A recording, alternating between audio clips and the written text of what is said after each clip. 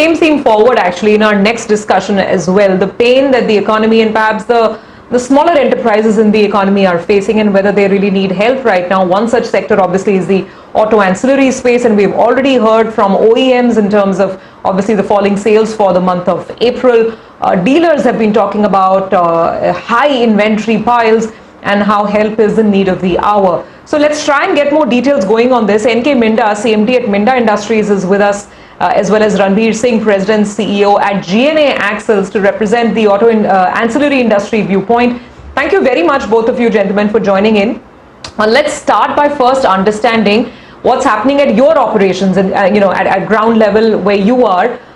Mr. Minda, to what extent are your operations still active? Your supply chains, some of the OEMs have taken voluntary shutdowns, maintenance shutdowns, production cuts. Tell us what's happening when it comes to your own lines and supply chains. So thank you, Lataji. Thank you very much for inviting me. So we all know that, as you said, that many OEMs have already declared their maintenance off. So, and some of them are still working. So it is a multiple effect. So we are calling our people, our labor, our staff, according to the demand of the different OEMs and in the different region. More importantly, in the different region, and trying to, manage the supply chain. And so there are no disruption for the people, for the OEMs who are running the plant. And also at the same time, we are also doing our maintenance and our preparedness for when the OEM starts, after 10th or so, once it is settled down. Okay. Mr. Minda, I wanted to ask you the same thing. There is one issue of the OEMs not working or working, and there is the issue of where your own plants are and what the district rules are. So therefore, what is your capacity utilization right now up until May 10th? So let me first of all, no one in the in our plants, in our industries, no government, whether it is Karnataka or Maharashtra or even Uttaranchal or even Gurgaon, Haryana, no one has stopped the industry running. So industries are running on its, as per the convenience. As for your second question of the capacity utilization, this depends upon region to region. Like in the case of North region, it is, I would say, almost 30%, 30 to 35%, whereas in the Western and Southern region, it is almost 50 to 60% ranging. Because, the Bajaj Auto, TVS, so these are working, and they are producing. So then, we are a part of the supply chain and ecosystem. So we and our tier 2, we are all working for them. But no government has stopped industry running, even though it is a lockout. You're right, Mr. Minda. Thank you for clarifying that. There is no stoppage of factory activity, especially those that are anyway geared towards exports.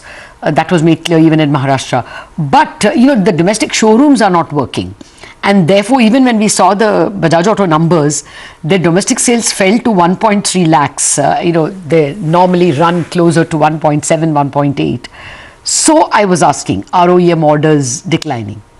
Okay, so the answer to that question, you might know that in the pipeline of the PV industry, the car industry was almost empty in the retailers, shops. So right now, the car industries, whoever is manufacturing, they are building up their stock to at least to avoid the dry pipeline.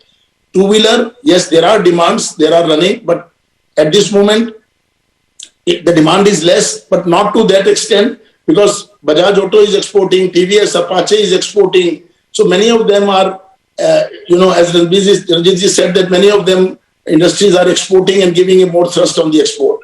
At the same time, building stocks, whatever best we can do according to their norm. Saying. Mr. Minda, let's come to the issue of raw material inflation now. We all know what's happening on the steel side. How much inflation have you seen so far in the first quarter? And I'm guessing it's a straight pass-through to the OEMs for you. Yeah, so as we all know, the commodity price, not only in the steel, is also in the resin, copper, all the non-ferrous material also, and it impacted us a lot. But however, as we know, that we have an agreement with the OEMs to get it compensated somewhere on month to month or quarter to quarter. And so that cost is going to increase. Therefore, they have also increased their vehicle prices, you must have seen, over the last quarter. And I think this, and we are trying, and on the top of it, there are semiconductor shortage. So we need to call those semiconductors by air sometime, give them the order for a long lead time. All that phase we are passing through, but we are managing. There is no delivery disruption on our account to any of the OEM so far. Okay. Mr. Minda, I wanted to ask you something not entirely auto ancillary, but in about 15 minutes, the governor is going to announce something, the Reserve Bank governor. And the expectation for the banking financial sector is that he may allow a moratorium for 3 months, or he may allow banks and NBFCs to restructure loans. In your assessment, do a lot of MSME units supply to you or work with you? Do they need this kind of help? Yeah, obviously, when the industry is, whether MSME or even the tier 1, when the capacity utilization is at the rate of 30 to 40%, so there are some packages definitely as they try to do in the COVID wave 1. And I think this stimulation package is definitely required and it will help us. Particularly, sir. Is there a cash flow stoppage in your circle? Beg your pardon, please? Is there a cash flow stopping? Because people are not making money. Yeah. Is there? Yeah. You are right, because we have an experience of managing this cash flow for the first quarter last year, the COVID wave 1.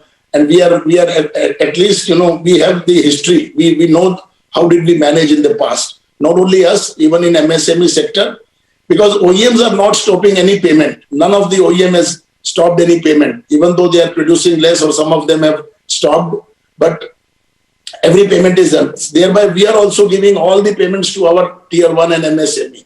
So there is no cash flow shortage. Yes, at the expenses side, we are very careful on the cost, spending particularly. And at this moment of time, our first priority is the health and safety.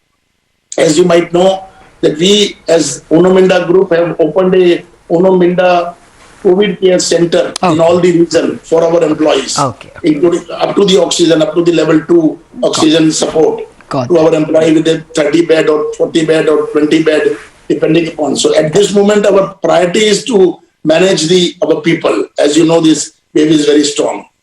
But there are no cash flow issues. Okay, that's very good to hear. That's exactly what Ranbir Singh is also saying, that the government too has pitched in Punjab with vaccinations.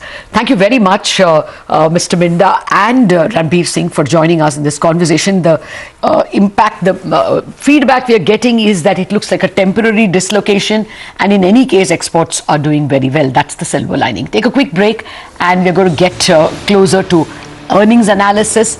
We will be joined by Pranav Amin, the man